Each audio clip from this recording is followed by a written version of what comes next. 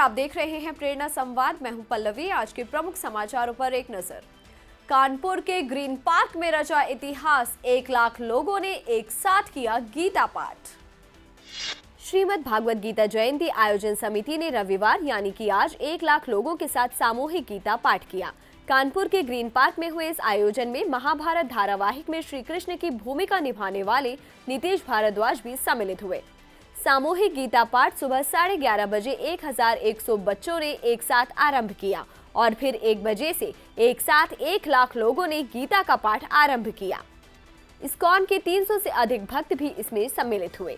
शहर और देश भर से कुल 1 लाख लोग 18 अध्याय के एक श्लोक का पाठ कर रहे थे। इसके पीछे का उद्देश्य श्रीमद् भगवद गीता के ज्ञान का मर्म समझना था। नौसेना में पहली बार 341 महिलाएं बनेंगी नाविक। पुरुषों की तरह ही होगी ट्रेनिंग। 3000 अग्निवीरों का पहला बैच तैयार। अग्निपथ योजना के अंतर्गत भारतीय नौसेना में 3000 अग्निवीरों का पहला बैच तैयार हो गया है, जिसमें 341 महिलाएं हैं।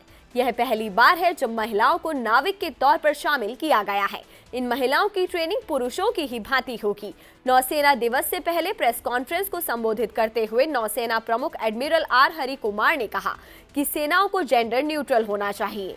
भारतीय नौसेना में पहले फाइटर पायलटों और महिला एयर ऑपरेशन ऑफिसर सहित 7-8 ब्रांच में महिलाओं को एंट्री दी जाती थी, लेकिन अब महिला नाविकों को भी भर्ती किया जा रहा है। इन्हें अपने पुरुष समकक्षों के समान तैनात और ट्रेनिंग दी जाएगी। भारतीय संस्कृति से प्रभावित बार्सिलोना के जोस और इजाबेल ने परंपरागत परिधान में मंदिर में लिए 7 फेरे। विदेशी दंपत्ति सनातन धर्म से इतना प्रभावित हुई कि उसने हिंदू रीति रिवाजों से शादी करने का निर्णय कर लिया। स्पेन के बार्सिलोना निवासी जोस लोजानो और इजाबेल 28 नवंबर को भारत यात्रा पर आए थे। यहां आकर भारतीय संस्कृति और रीति रिवाजों से इतना प्रभावित हो गए कि उन्होंने हिंदू रीति रिवाज से दोबारा शादी करने का निर्णय लिया। दोनों ने परंपरागत भारतीय परिधान धारण किए और आगरा के ताजगंज स्थित जाहरवीर बाबा मंदिर में उनकी शादी की व्यवस्था कराई गई। अलीगढ़ में 24 घंटे के भीतर हुआ कचरा पॉइंट का सफाया। वॉल पेंटिंग कर बनाया गया पिकनिक स्पॉट। शासन के 75 जनपद 75 घंटे 750 निकाय अभियान के अंतर्गत लगातार साफ सफाई कराई जा रही है। इसी क्रम में अलीगढ़ में कुल 14 स्थानों को चिन्हित किया गया था, जिसमें शमशाद मार्केट पुल के नीचे की जगह भी शामिल थी। शमशाद मार्केट पुल वर्षों से क्षेत्र के लोगों का कचरा पॉइंट बना था। आमजन के साथ ही सफाई कर्मी भी इलाके का कचरा यहीं पर लाकर फेंक जाते थे।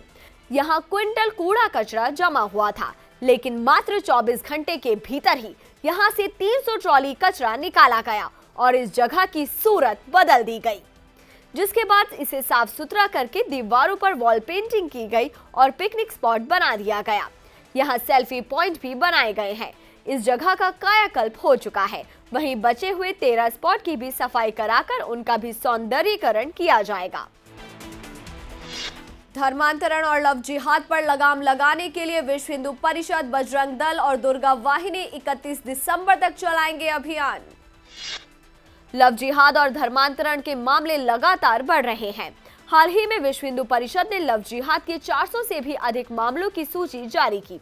लव जिहाद और मतांतरण को रोकने के लिए बजरंग दल 10 दिसंबर तक हर प्रखंड में शौर्य यात्राएं निकालेगा, जबकि विश्व हिंदू परिषद 21 से 31 दिसंबर तक धर्म रक्षा अभियान चलाएगा। वहीं दुर्गा वाहिनी के माध्यम से भी युवतियों को जागरूक किया जाएगा। अब एक नजर आज की प्रमुख सुर्खियों पर। काशी के पौराणिक मंदिरों की पहचान कराएंगे भव्य स्तंभ। नंदी से लेकर विनायक होंगे विराजमान। अंडमान निकोबार के 21 द्वीपों को अब जाना जाएगा परमवीर चक्र से सम्मानित सैनिकों के नामों से।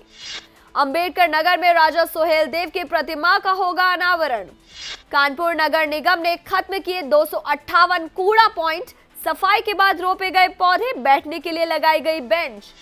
मथुरा जेल में कैदियों को सुनाई जा रही श्री राम कथा। बंदियों के सुधार के लिए किया जा रहा आयोजन। आज के समाचारों में इतना ही। फिर लेकर आएंगे कुछ नए समाचार। तब तक के लिए नमस्कार।